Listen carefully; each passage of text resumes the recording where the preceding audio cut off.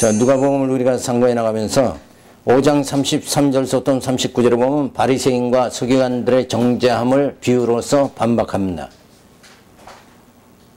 저희가 예수께 말하되 요한의 제자는 자주 금식하며 기도하고 바리새인의 제자들도 또한 그러하되 당신의 제자들은 먹고 마시나이다. 예수께서 저에게 이르시되 혼인집 손님들이 신랑과 함께 있을 때에 너희가 그 손님으로 금식하게 할 수 있느냐? 그러나 그날에 이르러 저희가 신랑을 빼앗기리니 그날에는 금식할 것이니라. 또 비유하여 이르시되 새 옷에서 한 조각을 찢어 낡은 옷에 붙이는 자가 없나니 만일 그렇게 하면 새 옷을 찢을 뿐이요 또 새 옷에서 찢은 조각이 낡은 것에 합하지 아니함이라. 새 포도주를 낡은 가죽 부대에 넣는 자가 없나니 만일 그렇게 하면 새 포도주가 부대를 터뜨려 포도주가 쏟아지고 부대도 버리게 되리라. 새 포도주는 새 부대에 넣어야 할 것이니라. 묵은 포도주를 마시고 새 것을 원하는 자가 없나니 이는 묵은 것이 좋다 함이니라. 자, 예수님의 금식에 대해서 이제 설명을 해주죠. 자, 구약시대의 금식은 죄를 지면 괴로워하라는 것인데 신약시대는 영원한 신랑 되신 예수님의 지체로 한 몸이 되었으니 금식할 필요가 없는 것이다 하고 말씀해 주고 있습니다. 자, 그러니까 금식이라는 것은 내가 죄를 졌을 때 그 죄 때문에 결국은 구원에 이를 수가 없게 되어질 때 그때는 이제 금식을 해야 되죠. 근데 이 죄 자체를 예수님이 오셔서 다 사해 주시잖아요. 그러니까 죄로 인해서 식음을 전폐할 필요가 없는 것이다. 자, 그래서 예수님은 이 비유로 말씀을 해 주시는 거예요. 자, 신랑이 있을 때 어떻게 금식할 수가 있느냐. 그러니까 신랑 되신 예수님이 이 땅에 오셨어요. 그는 바로 복음의 기쁜 소식으로 오신 거예요. 그러니까 기쁜 날에 누가 금식을 하겠느냐. 그래서 진짜 우리의 모든 죄를 예수님이 오셔서 다 사해 주시고 이제 영원한 그 하나님의 약속의 나라를 향해서 우리가 줄다름 칠 수 있는 그러한 길이 하나님 앞에 나갈 수 있는 대로가 지금 열렸는데 어떻게 금식만 하고 있을 수가 있겠느냐. 이렇게 말씀하시는 거죠. 그래서 예를 들어서 새 옷에 낡은 옷을 붙일 수가 있겠느냐. 그러니까 여기서 헌옷은 결국은 율법을 말하는 거예요. 새 옷은 복음을 말하고 앞에서 말한 건 바로 복음 대신 예수를 말해주는 거예요. 그러니까 이 율법적인 신앙보다는 복음 신앙이 우월하니까 우월한 복음 신앙이 우리에게 주어졌는데 어떻게 율법, 헌옷과 같은 그 율법을 쫓을 수가 있겠느냐. 또 한 가지 비유는 뭐예요? 새 포도주를 새 부대에 담아야 되지 않겠냐. 그죠? 그러니까 새 포도주는 복음을 말하는 것이고 그리고 이제 묵은 포도주는 뭐예요? 율법을 말하잖아요. 그러니까 복음신앙과 율법신앙을 견주어서 지금 비교하는 거예요. 그러니까 옛날 구약 성도들이 믿던 그 율법에 의한 그 신앙으로 하나님 앞에 나간다는 것은 굉장히 어렵고 불가능한 일이에요. 왜냐하면 율법으로 의롭게 되어진다는 자체가 불가능하니까 한 거니까 그 묵은 포도주 율법 가지고는 도저히 하나님 앞에 나갈 수가 없다. 그런데 이제 새 포도주 바로 예수님이 새 계명을 가지고 이 땅에 오셨죠. 그러니까 예수님을 통해서는 뭐예요? 아버지께 나갈 수가 있게 되어지는 거예요. 자, 그것을 이제 헌옷과 새 옷, 또 새 포도주와 묵은 포도주 이렇게 해서 비유로 말씀을 해 주시는 거예요. 근데 이 비유를 갖다가 새 포도주는 새 부대에 넣어야 된다. 이걸 어떻게들 보통 생각해요? 무슨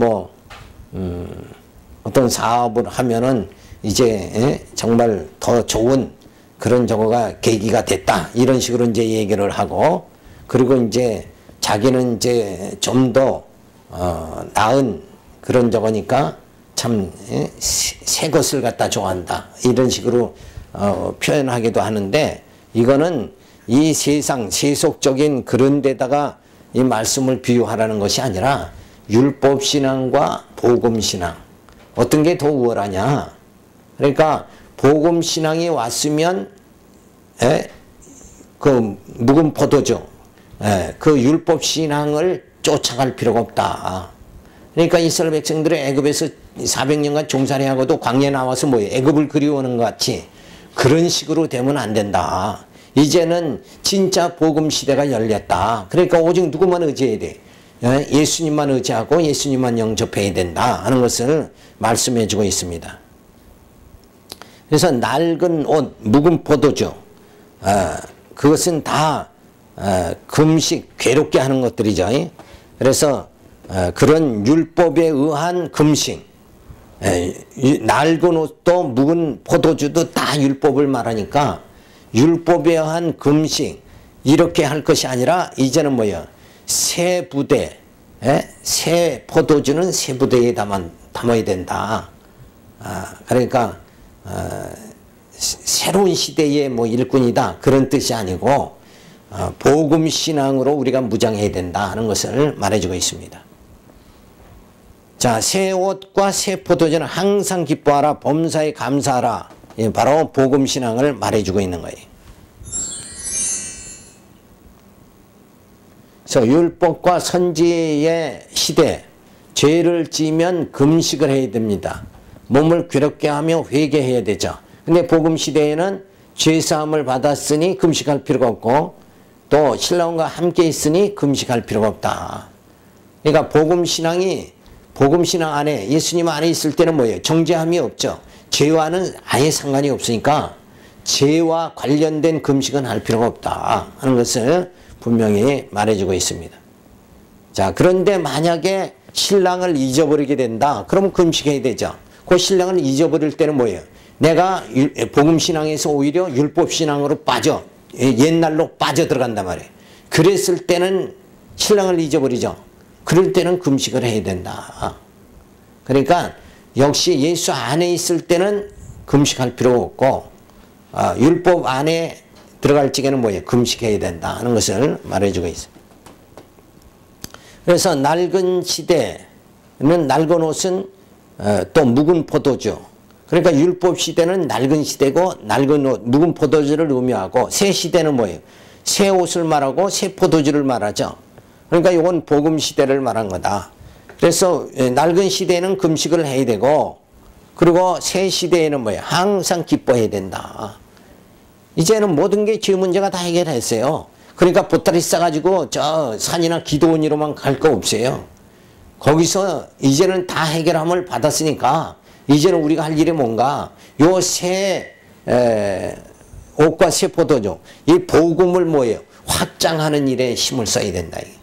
전한 복음을 하나님 나라를 확장하고 복음 시대를 더 열어가야 되지 지금은 금식하면서 낡은 시대에 율법 시대로 그 습관으로 머물러 있으면 안 된다 하는 것을 말해주고 있어요.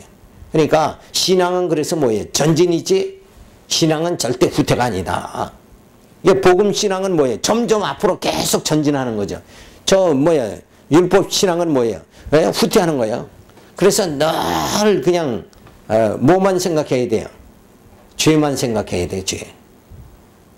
그러니까 늘 금식하고 그리고 늘 이 얼굴이 누렇게 떠 있을 수밖에 없는 거다. 그런데 이제는 그럴 필요 없어요. 우리 죄는 내가 해결하려고 해도 해결해지는 것도 아니고 예수님이 이미 다 오셔서 우리의 허물과 죄를 다 뭐예요? 용서해 주셨고 해결해 주셨으니까 이제는 내게 주신 은사들이 있죠. 은사. 요 은사를 가지고 복음을 더 확장시키는 데 힘을 써야 된다. 그러니까 일하는 때지 지금은 금식할 때가 아니다. 열심히 일을 해야 돼. 열심히 교회 세우고 어떻게 보면 복음을 전하고 그래서 연구하고 첨점 이렇게 해서 진짜 땅끝까지 복음을 전하라는 주님의 그 말씀을 우리가 다 사명을 감당할 이런 시기지 지금 골방에서 어디서 금식하고 주저앉아 있을 때가 아니다 하는 것을 말해주고 있습니다. 율법의 정죄 기능 아래에 있으니 죄의식에 사로잡혀 금식하며 회개해야 하나 복음 안에 있을 땐 사제의 은총이 주어지니까 뭐예요? 항상 기뻐하고 그리고 살아야 한다. 기뻐하며 살아야 돼요. 그래서 늘 정말 힘있게 우리가 살아가야 된다. 자, 이렇게 하니까는 또 뭐예요? 한때는 또 긍정의 힘이다. 하면 된다. 이쪽으로 막 미는데 그거는 또 잘못된 거라. 근데 그게 왜 잘못되느냐? 그 주체가 누구냐에 따라서 잘못된 거예요. 하면 된다 하는 거. 그게 예수 안에서는 가능한 거예요. 근데 나를 중심으로, 인간을 중심으로 해서 하면 된다. 그거는 아니란 말이에요. 그건 긍정의 힘. 미국에서 어떤 목사가 긍정의 힘을 말했는데 아무리 인간이 나 중심으로서 긍정을 아무리 해봤자 내일을 좋게 생각하고 해봤자 되는 일이 없다 이거예요. 그러니까 된다 하는 것도 결국 뭐예요? 예수 안에서 능치 못함이 없느니라. 요의 긍정. 그러니까 같은 긍정이라도 인간 중심으로 한 긍정이 아니라 예수 안에서 능치 못함이 없느니라. 요건 예수 아니라는 뭐예요? 전제가 주어지는 거예요. 전제. 그러니까 예수 밖에서는 능치 못함이 없다는 말이 가능하지 않다 이거예요. 그러니까 예수 떠나면 바로 인간이잖아요. 인간 중심으로 해서는 능치 못함이 없다. 이런 말은 맞지 않는 거고 예수 안에서만 그렇다. 그러니까 하면 된다. 긍정입니다. 희망을 가져라. 요렇게 말하는 것은 그거는 인간 중심으로 희망이 아니다는 거예요. 절망밖에는 안 주어지는 거예요.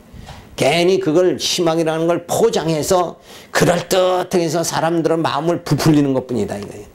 그러니까 자나깨나 뭐예요? 주님과 함께 해야 되는 거예요. 성령의 능력으로만이 가능해지는 것이다. 그래서 내 기쁨이 아니라 성령에 의해서 항상 기뻐하는 생활을 해나가야 된다 하는 것을 말해줍니다. 그래서 이렇게 율법 시대와 복음 시대가 이렇게 바뀌었는데도 불구하고 여전히 뭐예요? 율법 신앙으로 살아간다 그러면 안 돼. 지금이 복음 시대인데 지금 아직까지도 율법 신앙을 가졌다 그러면 그거는 잘못된 거다. 진짜 은혜로 목회하려니까 안 되니까 뭐예요? 율법으로 다시 돌아가야 되겠다. 요렇게 되면 안 된단 말이에요. 그래서 막 뭐 이것도 해라 저것도 해라 강요하고 막 이렇게 나가는 그게 아니라 진짜 무슨 일을 하더라도 자원하는 심령으로 기쁜 마음으로 해야 되는 거예요. 나를 내 썩어질 몸을 썩지 아니할 영광에 이르게 해주신 그 하나님의 은혜에 감사해서 주의를 할 수 있는 그런 심령이 되어져야 됩니다. 그래서 역시 시대가 바뀌었다. 예수님 시대가 주어졌다. 이게 천국은 가까이 왔느니라 했는데 뭐예요? 맨날 육신의 나라 선민이다. 이런 것만 생각하고 있으면 그래서 유대인들은 결국은 뭐예요? 예수를 십자가에 못 박아 죽이는 결과가 주어진 거다. 그래서 6장 1절에서 5절에 보면 바리새인의 정죄함을 다윗의 경우를 들어서 반박합니다. 자, 안식일에 예수께서 밀밭 사이로 지나가실 때 제자들이 이삭을 잘라 소주로 비비어 먹으니 어떤 바리새인들의 말을 어찌하여 안식일에 하지 못할 일을 하느냐? 예수께서 대답하여 가라사대 다윗이 자기와 및 함께한 자들이 시장할 때에 한 일을 잃지 못하였느냐? 그가 하나님 전에 들어가서 다만 제사장 외에는 먹지 못하는 진설병을 집어먹고 함께한 자들에게도 주지 아니하느냐? 또 가라사대 인자는 안식일의 주인이라 하시더라. 자, 제자들이 안식일날 미리 이삭을 먹는 것을 보고 바리새인들의 율법에 의해서 정죄를 하죠. 안식일날에 무엇을 미리 이삭을 따먹는다. 요건 있을 수가 없는 거다. 그러니까 안식일은 편안히 안식하면서 뭐예요? 하나님만을 경외해야 된다. 자, 이렇게 해서 안식일 날은 뭐 하면 안 돼요? 장사해도 안 되고, 뭘 새로 사오는 것도 안 돼. 그러니까 안식일 전날에 다 살 건 시장 볼 건 다 봐놔서 준비했다가 그렇게 해야 된다. 그러니까 아무것도 하지 말아라. 자, 이렇게 이제 율법에 의해서는 저들이 깨달은 거죠. 그런데 다윗은 아비아달 대제사장 때 하나님의 전에 들어가서 대제사장 외에는 먹지 못하는 진설병을 함께한 자들에게 주어 먹게 하여 정죄함을 받지 않았다. 그렇게 했어도 다윗은 정죄함을 받지 않았다. 그러니까 안식이라는 것이 이렇게 지금 논하는 게 뭐예요? 날짜의 안식을 지금 말하고 있다. 겉사람의 안식을 말하고 있다. 근데 그게 아니고 진짜 안식이라는 건 뭐예요? 이 안식도 아까도 금식이 뭐와 관계 있다고 그랬어요? 죄와 관계가 있다고 그래요. 이 안식일도 뭐예요? 죄와 관계가 있는 거예요. 그러니까 죄로 인해서 우리의 심령이 고통받잖아요. 죄의식에 사로잡히면 결국은 심령의 안식이 주어지질 않잖아요. 근데 예수님이 오셔서 죄를 다 사해 주셨으니까 우리 심령 속에는 뭐예요? 안식이 주어진 거다 이거예요. 그러니까 예수님 안에 복음 안에서는 안식이 주어지는데 요 날짜의 안식을 가지고 트집을 잡으니까 다윗의 예를 들어서 그 날짜에 다윗도 하나님 전에서 진설병, 떡이야 그게. 진설병이라는 게 떡이잖아요. 떡을 먹었어도 아무 관계가 없었다. 그러니까 결국은 뭐예요? 날짜의 안식이 아니라 심령의 안식, 영적 안식이 참 귀한 것이다. 그래서 예수님도 그 사마리아 여인과 우물가에서 대화를 하죠. 예수님이 물을 달라 그러니까 그러면서 예수님은 여인에게 뭐라고 그래? 네가 주는 물은 또 먹어도 가라지만 내가 주는 물은 영원히 가라지 않는다. 그러니까 여인이 나 그 물 좀 주세요 이렇게 했죠. 그러니까 그건 뭐예요? 보이는 우물에서 물을 먹는 건 육체가 갈증을 해소하는 거죠. 그런데 예수님이 주는 생수, 그 말씀은 뭐예요? 우리 심령의 갈증을 다 해결해 주는 거다. 그러니까 사마리아 여인이 말하는 물은 뭐예요? 겉사람에 해당되는 거고 예수님 말하는 생수는 영적인 거, 속사람에게 해당되는 거예요. 그러니까 그것이 다르잖아요. 그러니까 여기서 안식일도 결국은 뭔가 날짜의 안식, 그만 편하게 지내고 하나님 섬긴다. 겉사람을 하나님 섬김을 말하는 것이 아니라 진짜 뭐예요? 영적인 죄에서 자유함 받아서 죄산 받고 자유함 받아서 영적으로 안식이 주어져야 뭐예요? 하나님을 바로 경외할 수 있다. 그래서 영적 안식을 예수님은 말씀하시죠. 복음 안에서는 예수님이 안식일의 주인이니 안식일에 미리상을 먹어도 죄응죄함을 받지 않는 것은 예수님의 속죄 능력이 있기 때문이다. 그러니까 예수님이 안식의 주인이다 하는 말은 뭐예요? 안식을 얻으려면 누구한테 가야 돼요? 예수님한테만 가야 된다. 누구 사람 쫓아간다고 해서 영적인 안식이 주어지는 게 아니다. 예수님을 만나야 뭐예요? 영적 안식이 주어진다. 그러니까 안식의 주인이라는 것은 바로 그런 의미예요. 주인이라는 것은 소유한 자를, 주권자를 말하잖아요. 그러니까 진짜 안식을 누리고자 하는 자는 누구한테 와야 돼? 예수님한테 와야 된다. 그러니까 예수님 안에서만 안식이 주어진다. 뭐에서 안식이야? 죄로부터 안식이 주어진다. 요거를 가르쳐주고 있는 거예요. 그래서 진짜 금식도 죄와 관계된 문제고 안식일도 뭐예요? 결국은 죄와 관계된 문제다. 그래서 안식을 갖다가 예수님이 바르게 설명을 해주고 있죠.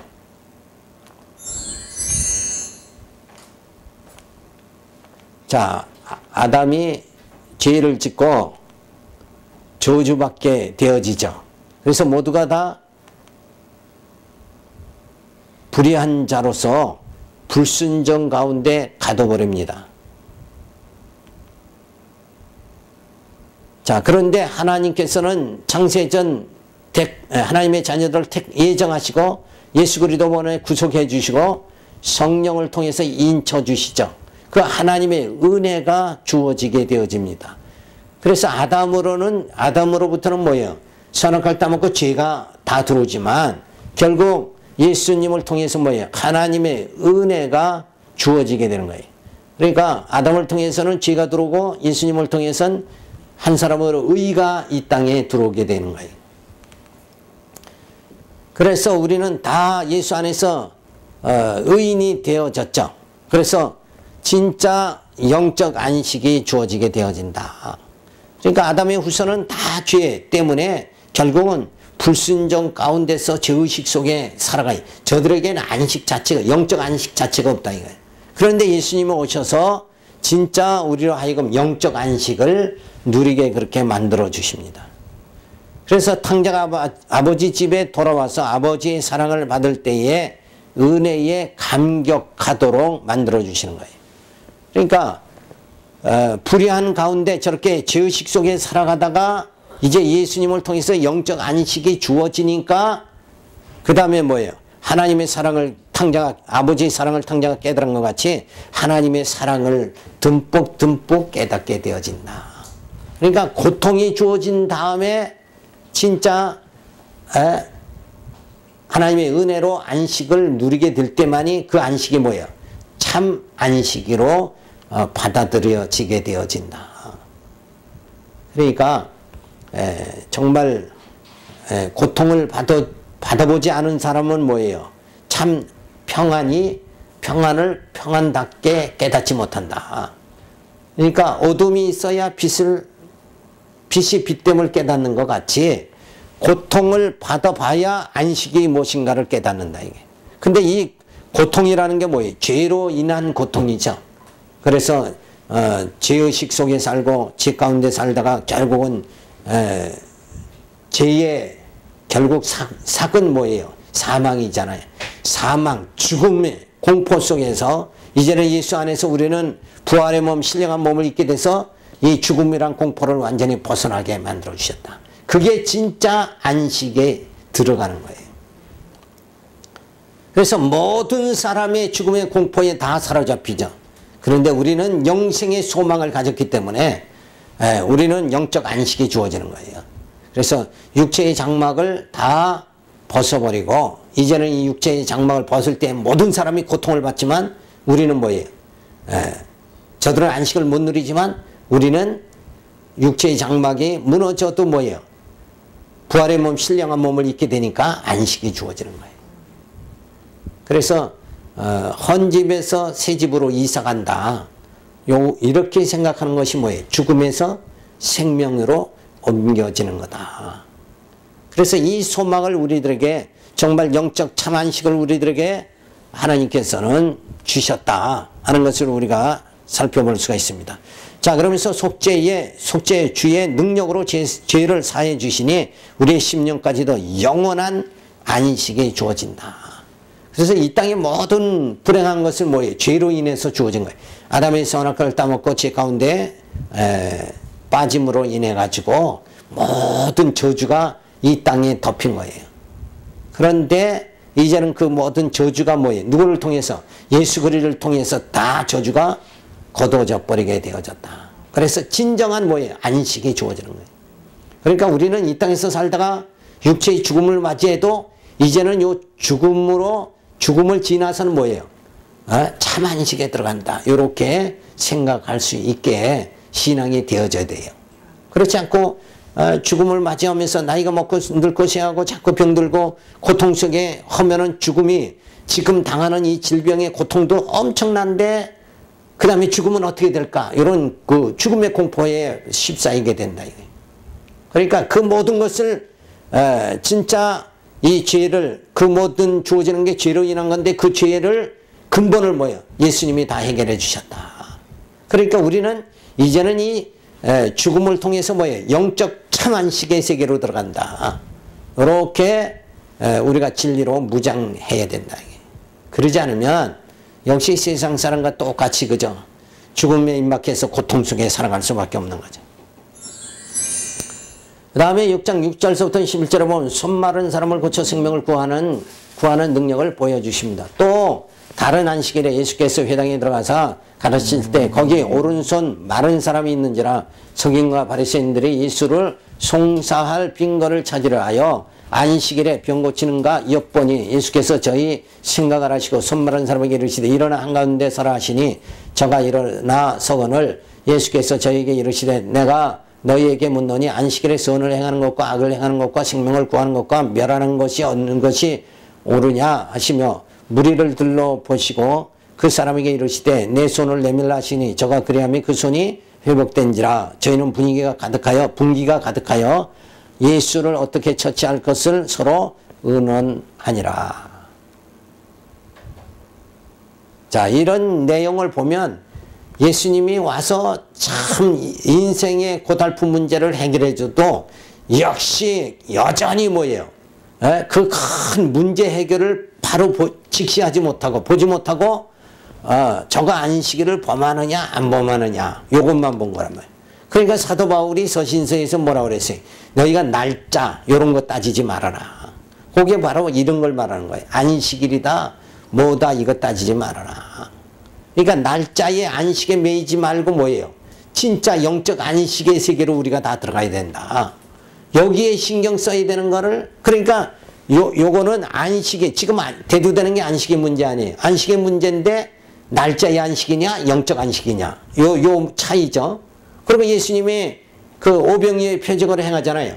그래 육신의 떡을 칠병이의 표적 오병이의 표적을 통해서 떡을 먹이죠. 그런데 실상은 예수님은 뭘 보여주시려고 그 육신의 떡을 보여주신 게 아니라 내가 너희를 구원하는 생명의 떡이다. 그걸 보여주신 거예요. 그러니까 인간은 항시 뭐예요? 표면적인 것만 보는 게 인간의 속성이라는 거예요. 그러니까 성경을 봐도 꼭 문자만 보고 그걸 영위하려고 난리친단 말이에요. 그러니까 그 내용 요거는 여기도 문자만 보면 뭐예요? 진짜 참 안식 영적 이 안식을 쉽게 볼 수가 없잖아요. 그죠? 그런데 내용을 자꾸 이렇게 보면 야 금식도 죄에서 뭐예요? 자유로워지는 거고 결국 안식일도 날짜의 안식이 아니라 영적 안식 죄로부터 영이 자유로워지는 걸 말한다. 이런 거 의미 분석을 잘해. 의미 분석을 해야 되는데 의미 분석을 안 하고 날짜 이런 것만 따진다. 그래서 예수님에게 안식일 날 병을 고치나 안 고치나 보자. 요렇게 그런 사학성을 가지고 보는데 진짜 예수님은 뭐예요? 우리에게 영적 참 안식을 주신다.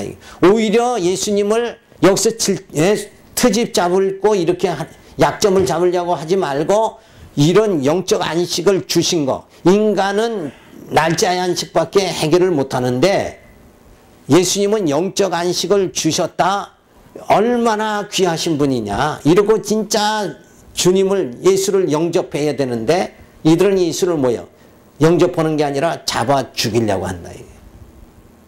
그러니까 인간이 이렇게 표피적인 것밖에 못 보는 게 인간의 모습이다. 그러니까 우리는 항시 성경을 보면 이게 왜 이런 사건이 이게 하나님이 어떤 섭리를 나타내려고 여기에 어떤 하나님의 깊으신 뜻이 있는가 그런 거를 우리가 살펴봐야 돼요. 자, 안식일 날이라고 하더라도 예수가 속죄주가 되시며 참 안식의 주인이심으로 정죄함을 받지 않게 되어지죠. 그래서 선을 행하는 것, 안식일에 속죄주 되신 메시아를 전하여 죄사함을 받고 구원을 받게 하는 것이 선한 일이며 생명을 구하는 일이라고 예수님은 말씀해 주시고 있어요. 그러니까 날짜의 안식이 중요한 게 아니라 안식일이라도 생명을 구원하는 게 더 귀한 일이 아니냐. 그래서 본래의 참 안식에 대한 것을 가르쳐 주죠. 그래서 안식일 날 손마른 자의 손을 고쳐주심으로 인해서 저가 뭐예요? 육체의 안식뿐만 아니라 영적 안식을 얻게 되죠. 이 안식이 주어져야 그 다음에 뭐 할 수 있어요? 하나님을 경외할 수가 있는 거예요. 그러니까 6일까지 열심히 일하고 제7일에는 안식하라. 한 날은 그건 왜 그렇게 했어요? 그날 그냥 편하게 살라 그런 얘기가 아니라 하나님을 섬겨라. 그죠? 6일은 육체를 섬기고 7일은 뭐 안식일 날은 하나님을 섬겨라. 이렇게 구약은 명하고 있지만 지금 오늘날은 어때요? 육체로 일을 하더라도 뭐예요? 그 삶 속에서 하나님을 진짜 섬기는 생활이 주어져야 되는 거예요.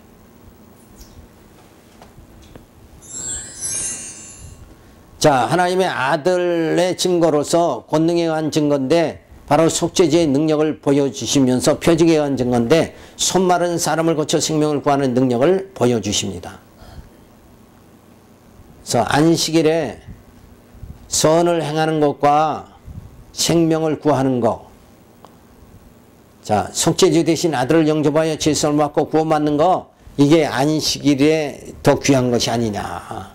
그러니까 날짜의 안식보다 귀한 건 바로 생명이 구원함을 받는 거다 라고 예수님이 가르쳐주고 있어요. 그래서 안식일은 악을 행하는 거, 또 생명을 죽이는 거, 속죄되신 아들을 배척하여 죄사함을 받지 못하는 거. 요게 안식일을 진짜 범하는 거다. 그죠? 안식일을 범한다는 건 뭐예요? 예, 영적인 안식, 편안함이 주어져야 되는데 도리어 뭐예요? 날짜의 안식을 지키다 심령의 안식을 잃어버린다 그러면 그건 안식을 제대로 지키는 것이 아니다 하는 것을 말씀해 주고 있어요. 안식의 주인이신 예수를 영접하여 참 안식에 거하는 자가 되어야지 율법의 공로주의에 매여 죄의식에 사로잡혀 불안하게 살아가는 것은 어리석은 자의 행위인 것이다. 그러니까 율법신앙은 안식이 주어집니까? 안 주어집니까? 안 주어지죠. 율법신앙은. 왜? 율법의 의의를 이루려면 막 그냥 수만 가지의 율법을 다 지키느라고 그냥 진짜 긴장하고 살아야 된다. 그러니까 안식이 없는 거예요. 그런데 진짜 복음신앙은 뭐예요? 안식이 주어진다. 왜? 제 문제는 누가 해결해요? 예수님이 다 해결해 주셨다. 그러니까 나는 하나님 섬길 수 있는 지금 뭐예요? 안식이 내게 주어졌다. 그러니까 하나님만 섬기면 되는 거예요. 우리는 죄와 투쟁하는 게 아니라 죄는 뭐예요? 예수님이 다 해결해 줬으니까 인간이 죄 문제를 스스로 해결할지 못하잖아요. 어차피. 그러니까 죄는 그래서 인간이 연약하니까 하나님께서 예수 그리스도를 보내주셔가지고 우리의 죄 문제를 다 해결해 주신다. 이게. 그래서 구약에는 양 잡아서 제사 드리면서 양의 피로 그 죄를 사함받죠. 그렇게 하나님께서 제도를 마련해 주신 거예요. 그런데 이제는 뭐예요? 어린 양 대신 예수님이 오셔서 단번에 영원히 제물로 죽으심을 통해서 우리 죄를 영원히 단번에 해결해 주셨다. 그래서 우리는 뭐예요? 지금 영원한 안식에 거할 수 있게 되어진 거예요. 그러니까 내가 이 세상에 내가 착하게 살아야 되겠다. 여러분 성도님은 착하게 살아야 됩니다. 이렇게 하지만은 아무리 그렇게 명령해도 그렇게 사라지질 않는다. 그 문제는 예수님이 다 해결해 주신 거고 우리는 늘 하나님만 경외하면 되는 거예요. 그래서 복음을 땅끝까지 전파하는 이 일에만 매여 놓으면 된다 하는 것을 우리가 알 수가 있죠. 그래서 율법신앙은 늘 안식이 주어지지 않고 복음신앙만이 안식이 주어진다. 이걸 계속 말하는 거예요. 그러니까 금식도 결국은 뭐예요? 율법신앙 안에서는 늘 금식해야 되고 복음신앙 안에서는 금식을 안 해도 된다. 안식도 마찬가지예요. 안식도. 6장 12절부터 19절에 보면 12사도를 택하시고 여러 가지 표적을 행하십니다. 이때에 예수께서 기도하시러 산 위로 가서 밤이 맞도록 하나님께 기도하시 밝음에 그 제자들을 부르사 그 중에서 12를 택하사 사도라 칭하셨으니 곧 베드로라고도 이름 주신 시몬과 및 그 형제 안드레와 및 야고보와 요한과 빌립과 바돌레메와 마테오 도마와 및 알페오의 아들 야고보와 및 셀롯이라 하는 시몬과 및 야고보의 아들 유다와 및 예수를 파는 자 될 가론 유다라. 예수께서 저희와 함께 내려오사 평지에 서시니 그 제자의 허단 무리와 또 예수의 말씀도 듣고 병 고침을 얻으리고 유대 사방 예루살렘 것 및 두루와 시돈의 해안으로부터 온 많은 백성도 있더라. 더러운 귀신에게 고난받는 자들 고침을 얻은지라. 온 무리가 예수를 만지려고 심쓰니 이는 능력이 예수께로 나서 모든 사람을 낫게 하미르라. 자, 이렇게 많은 병들을 예수님이 고치시는 거, 요것도 뭐예요? 결국은 병 고침에다가 포인트가 있는 게 아니라 예수님이 생명의 주가 되신다. 바로 구속주가 되신다. 여기에 예수님에게 집중을 해야지 병 고치는 데 집중을 하면 안 돼. 그러니까 이런 대목을 보고 나도 병 고치는 능력을 주시옵소서. 그래서 요걸 구한다 이게. 근데 그 병 고치는 그거보다도 뭐예요? 예수님은 우리의 죄를 다 사해 주셔서 병 고치는 건 육신의 일부를 고치는 거죠. 근데 죽음이라는 건 육체가 완전히 죽는 걸 말하잖아요. 육체 전부가 죽는 거예요. 그러니까 그것이 바로 죄인데 죄를 다 사해 주심으로 우리의 영을 살려주시는 그 예수님의 은혜를 우리가 깨달아야 되죠. 그래서 이 복음을 전하기 위해서 제자들을 예수님이 택하십니다. 사도라 칭하심, 사도권이란 예수님이 직접 부르셔서 메시아의 권세를 주신 자들인데 로마 카톨릭에서 초대 교황이 베드로이며 후대의 교황이 그 권세를 계승받았다고 주장하는 어리석은 것이다.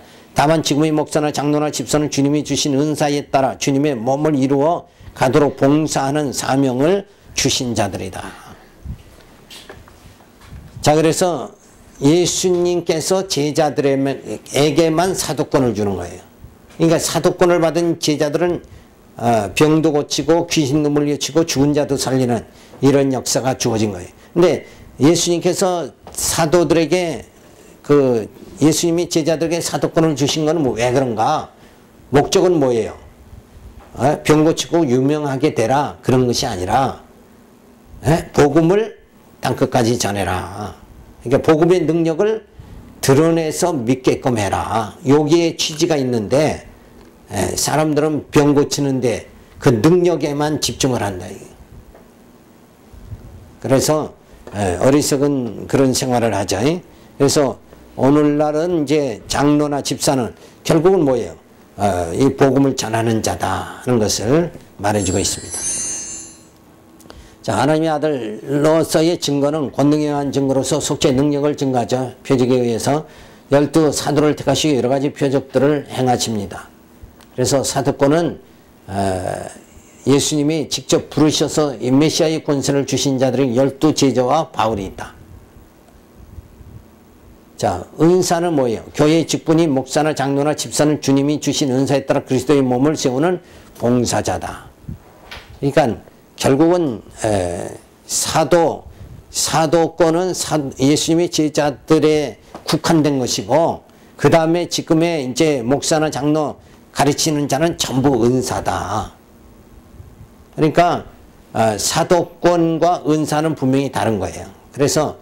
그런데 지금도 뭐예요? 이 은사 받은 걸 목사도 내가 정권대사다. 사도 정도가 아니라 사도는 뭐예요? 예수님의 권한을 준 게 사도죠. 근데 한술 더 따가지고 정권대사, 하나님의 정권대사다. 그러니까 하나님으로부터 직접 모든 권세를 받았다. 그러면 예수님에 의해서 예수님의 제자들의 사도권만 받아도 죽은 자를 막 살렸죠. 그리고 막 명령하니까 그 자리에서 죽고.